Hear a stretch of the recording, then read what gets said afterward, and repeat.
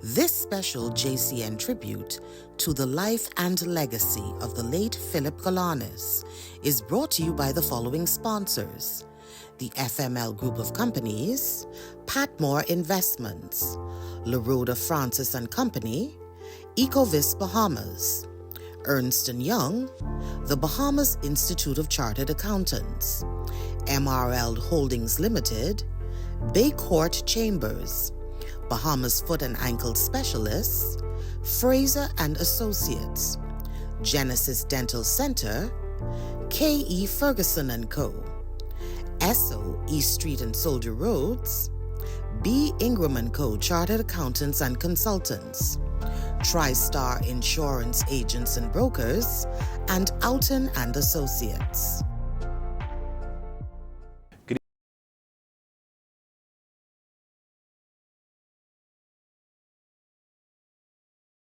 Good evening, ladies and gentlemen, and welcome to a special Jones Communications Network presentation, a final farewell to the late Philip Christopher Galanis.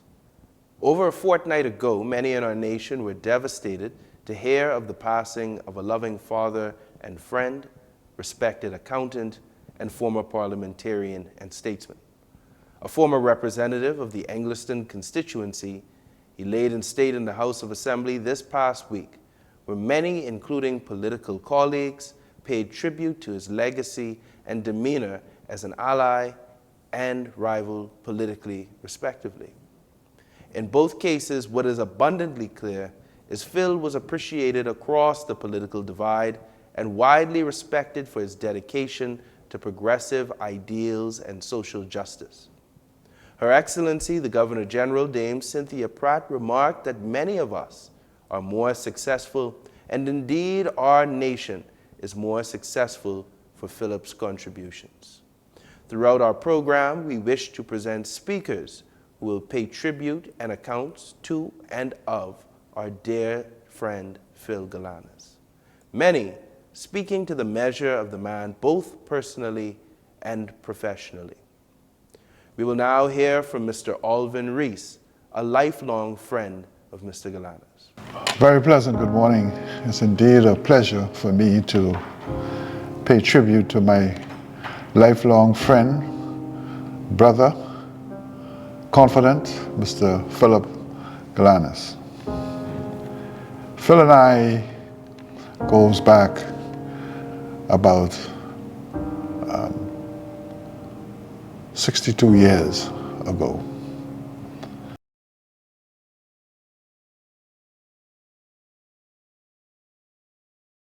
When we first met at primary school in St. Joseph's. From the moment we met Phil, he and I gravitated towards each other, and we became best friends. I distinctly remember the first day in kindergarten when he and I met. We sat side by side. We ate lunch that day, and we were talking about, our conversation was how pretty a lot of the girls were at 5 years old. Phil was always a very happy person. Both of us liked to laugh, and both of us had a very good sense of humor. Many days during the early days at St. Joseph, we would share. I would bring sausage and bread, and he would bring peanut butter and jelly, and we would always share and exchange lunch. And if we had any funds, we would go and buy orange soda or strawberry soda or Tropicola, and we would share, along with buying tarts and rock ball and whatever else the lunch lady had to sell. We developed a very strong bond and a very strong relationship. Our activities extended to us being altar boys at a very young age, and playing sports in the afternoon, with roundings, parking, you name it. We did all the things that young boys like to do. Never really focusing on the future, but really enjoying the moment as young kids growing up in and the old style neighborhoods where people cared for each other. As we grew and as we matured, we began to take school very seriously. We would buckle down in and study and prepare for examinations. And in 1966, we both passed our tests for St. Augustine's. I distinctly remember they were saying that, well, you know, we have a test for the other schools. We said, no, that's it. This is what's happening, this is where we go, this is what we headed, this is what we're doing, we're going to SAC. And it was the happiest moment of my life. And both of us were very jubilant that we were going to St. Augustine's. And I remember, the only time I remember Phil getting angry at me was the very first day. We were supposed to attend SAC. We all had our brand new bicycles. And I left early because I was enthusiastic to get to SAC. And I left them behind. And lo and behold, Phil and Greg and a couple of the other guys came behind, and Phil chewed me out for leaving him behind. And needless to say, I never did that again. We journeyed through St. Augustine's for 5 years. And during this time, our friendship was solidified even further. Because every day our mother would drop us to school, and we had a lot of laughter on the way to school. We met a lot of other friends along the way who became a part of the friendship circle. Gregory Bonamy, Hubert Chipman, Anthony Morse, and Ace Newbold, and a number of others.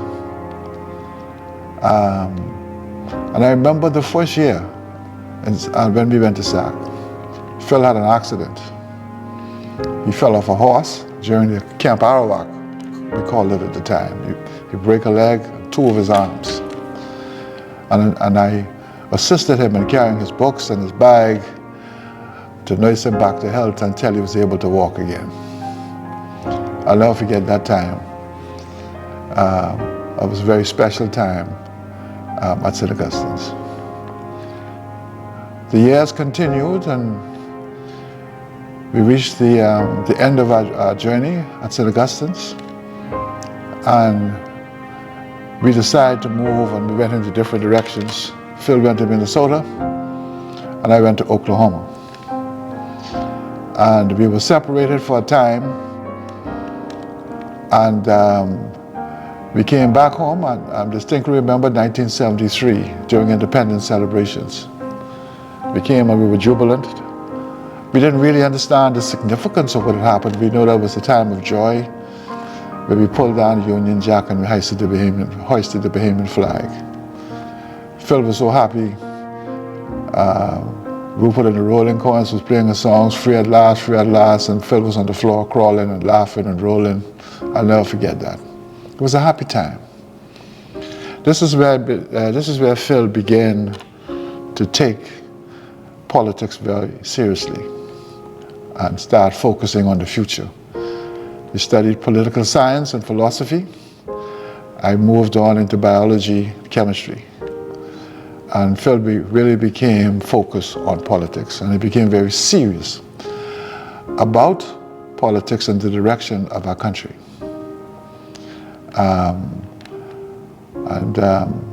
After university, we came back home, and we rekindled our close bond again until the day of his death. There are many more stories that could be told about our friendship. Many stories about our youth at St. Joseph, going to the Capitol Theater, the Savoy Theater, running down and parking dogs. We did a lot of mischievous things that normal kids would do. But through it all, we remain strong friends, very strong friends. And one thing I like about Phil, he had a very good sense of humor. He was a political strategist. He was a person who enjoyed debates, and he basically would take all comers. And when he started writing his column, Consider This, we had a lot of fun with Consider This, because before he talked to anybody else, he would always call myself and Greg and says, how did I do today? And sometimes the exchange became aggressive. But nevertheless, Phil was a prolific writer. He was deadly serious about his country. He spoke his mind, and a lot of times, and he called it like he saw it. It is very unfortunate that this country has never had an opportunity into Phil's mind from a higher political office. It's my estimation that Phil should have been made Prime Minister of this country. And I say that with all sincerity. However, the people's lives that he touched in individual ways speaks volume to his sincerity, his deep political acumen. I'm indeed happy to have known him, to have been one of his best friends, and for him to have been a part of my life. Like I said, there are many more stories. I know where all the bodies are buried. However, time would not permit for me to really talk in depth about all the stories concerning Phil.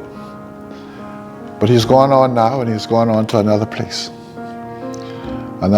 where we all hope to go one day. And to Phil's brothers and sisters, who are like my brothers and sisters, to his family and to his friends, and for my family, I would like to extend our deepest, sincere condolences to everyone. The country has lost a great patriot. The country has lost a great mind. And the country has lost a person who deeply loved and cared for his family and his friends. It was a pleasure to have known him up to this part of my journey through life. Thank you very much. We will now hear from Mrs. Darnell Osborne, a former president of the Bahamas Institute of Chartered Accountants. My first recollection of Phil Galanis is in the accounting profession. I joined Pricewaterhouse in late '89. I qualified as a chartered accountant in 1990 and joined BICA in 1992 once I had fully qualified for my license from Georgia. And during this time, when I first joined the firm, Phil was very much instrumental in working on the legislation, the original legislation that regulates the accounting profession, which was the Public Accountants Act of 1991. And I remember him, a handsome young man, working on this legislation. And I then came to know him better when he married Tonya Bastian Galanis, who I had grown up with from childhood. Her younger sister was a very dear friend, and the brother and mom from St. John's, and so we became. I became better acquainted with Phil Galanis then, after he married Tonya. One of the things that I reflect on and I love about Phil is that no matter what side of the political fence you were on, he was still very kind and always willing to chat and discuss. And he and I shared a love of politics, so we always would talk and banter. And I really do love that about him, because we need more of that graciousness and civility in our politics today, which is lacking. So I really do remember him very fondly. In the profession, he was ahead of me and a bit of a mentor. We watched him as he pushed through the legislation, which then became the stepping stone for the new BICA Act, Bahamas Institute of Chartered Accountants Act of 2015, which I then worked on. After becoming the president, I'd worked on the legislative committee for several years, maybe about 2 years before that.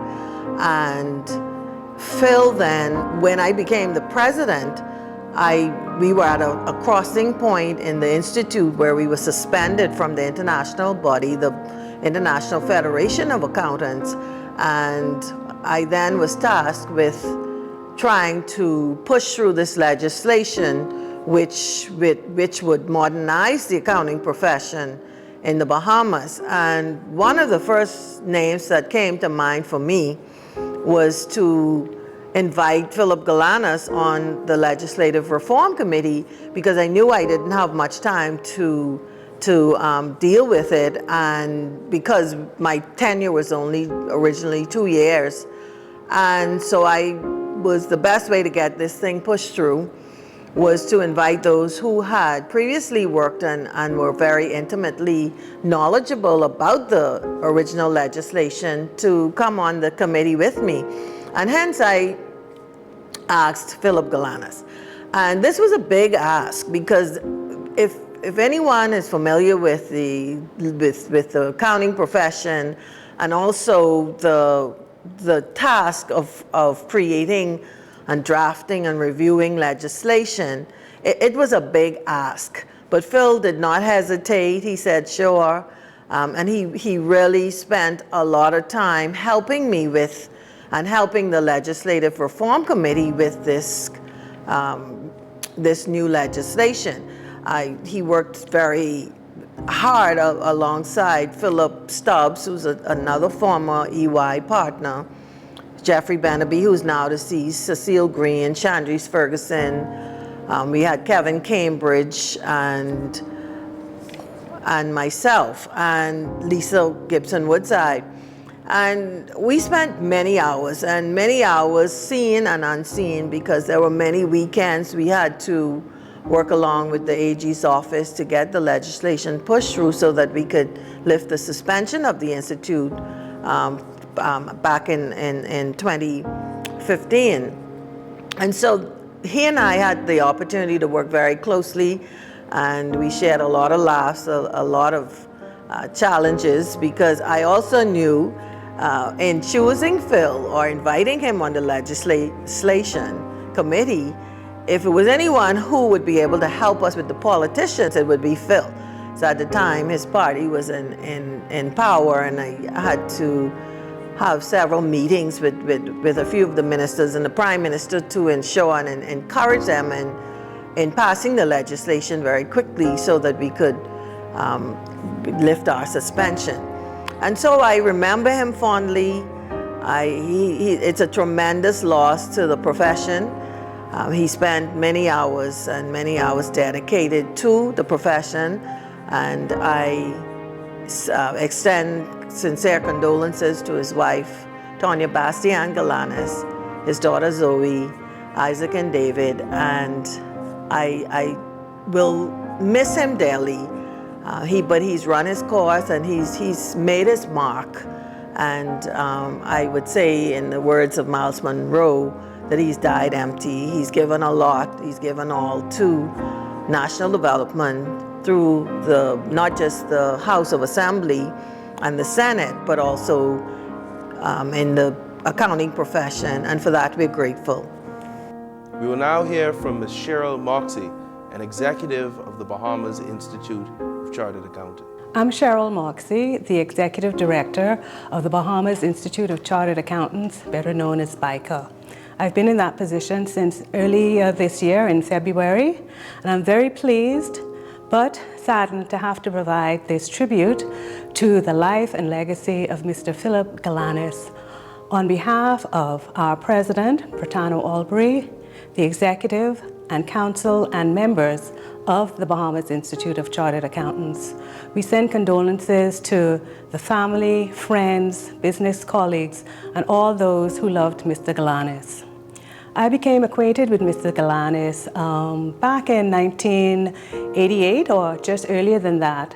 I was happy and proud to be a part of a contingent that traveled to Jamaica, to where Mr. Galanis became the second president of the Institute of Chartered Accountants of the Caribbean, better known as ICAC. At the time, he was president of the Bahamas Institute of Chartered Accountants, and he came through to represent the Bahamas. Also, as part of that time, a couple years later, during the quincentennial, Mr. Galanis was instrumental in having the Caribbean Conference, the annual conference, held in Nassau, Bahamas, as we celebrated 500 years since the discovery, supposedly, by Christopher Columbus. Mr. Galanis is considered to be royalty within the BICA community.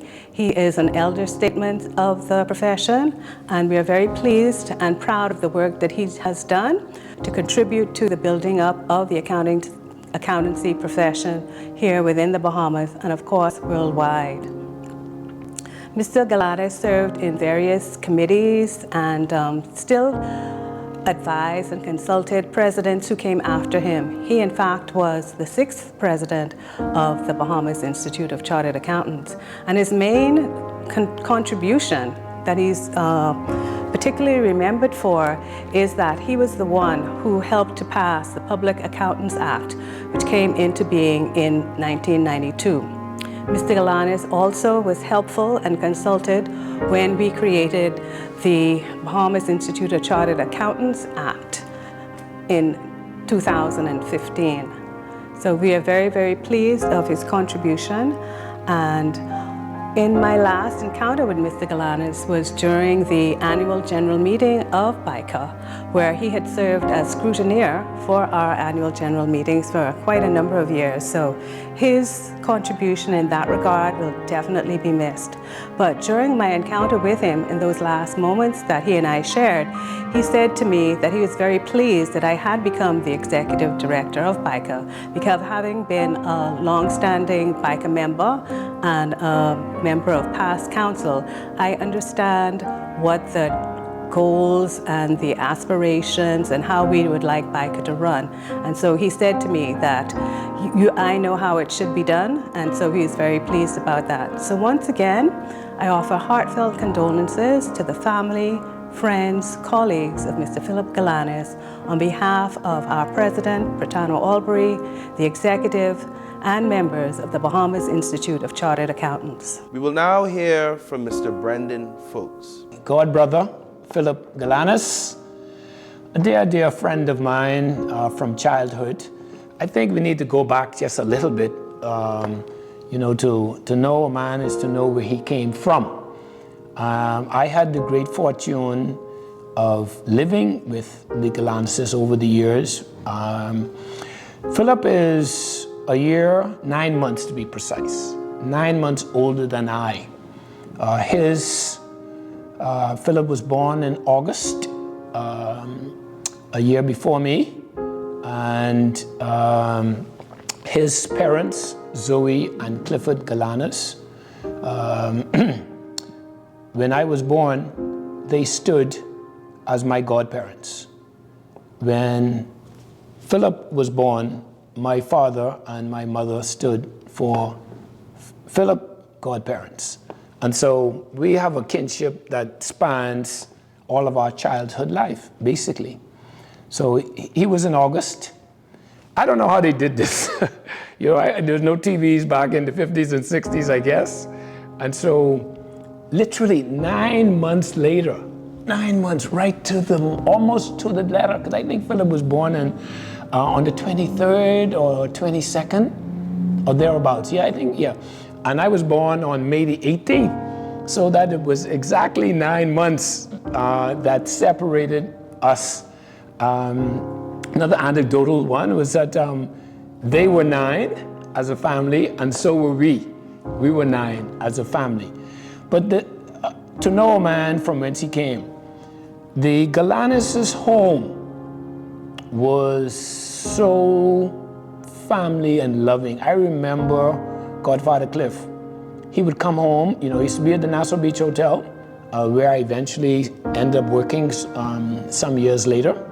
But he would come home in his engineering outfit, the dark blue pants and the light blue shirt with his name on it, embossed on it, and he would get in that door and Gordy would welcome him. The first thing they would do, and he would call her Mom. He would embrace her. Mwah.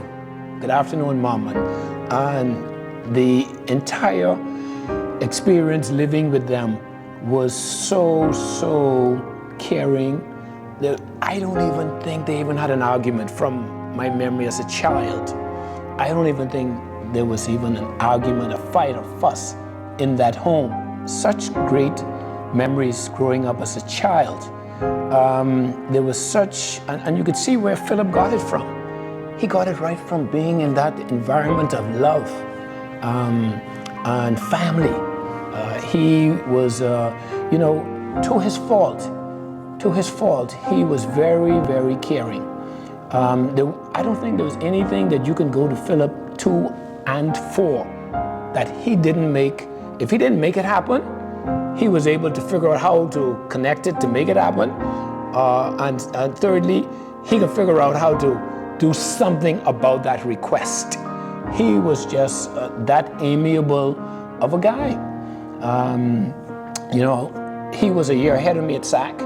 I think back then we were formed. I think I left SAC, went off to school. Dion and I went off to school to finish. So I think I left there in Form 2. Philip was 1 grade ahead of me. But what I can remember, man, was Philip always had the charm, when the hormones are kicking in at that teenage stage, man. Philip, he had no problem in that department. He was very, very handsome, debonair, clean, cut all the time. And he had no problem making good grades. I mean, education was a breeze for him. I mean, many of us would be in those books. I remember Father Magnus, and right now I can see him right now in that algebra class, No, Philip he was blessed. He was blessed. When we were struggling to get C's and maybe a B+, he was cruising, man, getting A's. That was Philip. That was very much him. He then got involved in politics, and he took it very seriously. We have lost a good Bahamian. He has been a dear, dear friend of mine from childhood. I just can't say how much I'm going to miss him. And I wish, in later times, you wish you had done more, wish you'd been a little bit more in contact. But he was someone I could always call on. In latter years, I got into some entrepreneurial businesses, and he guided me. In fact, he became the accountant for the group that I was involved with. And so, he is going to be missed. He's going to be missed. And going back in that, at the Galanis' home, Gordy, Zoe Galanis, she was the first entrepreneurial woman I know. I mean, my first trip, and I think Philip may have been on this trip as well. My first trip to Miami was with Gordy. But that's how it was back in the day. When you stood as a godparent, you are to substitute for the parent, the biological parent. And I must say that the Galanis family took me in like a brother. I mean, it's a little emotional for me even to be here to speak on this on behalf of my wife and I, Rosie and Natalia, and my daughter China. He is godfather to my child as well. And so, the tradition carried on. As we reflect on his life, 70 is as we look into it now, 70 is, I'm going to be 70 next year. We say it's still young. with so much to contribute, and so much he has already contributed to the national growth of our country. But he was calm, cool. I don't think Philip ever got vexed. I've never seen him vexed, never seen him mad. But because he came from that environment, that loving, caring environment, if you knew that home right there on Merton Avenue. And so there's a little bit of sorrow, I guess, plenty sorrow, plenty pain, to see my god brother now not with us. But we have to live with the realities, we have to live with the memories, and I will dearly, dearly, dearly remember Philip Galanis, my god brother, my childhood friend. May his soul rest in peace.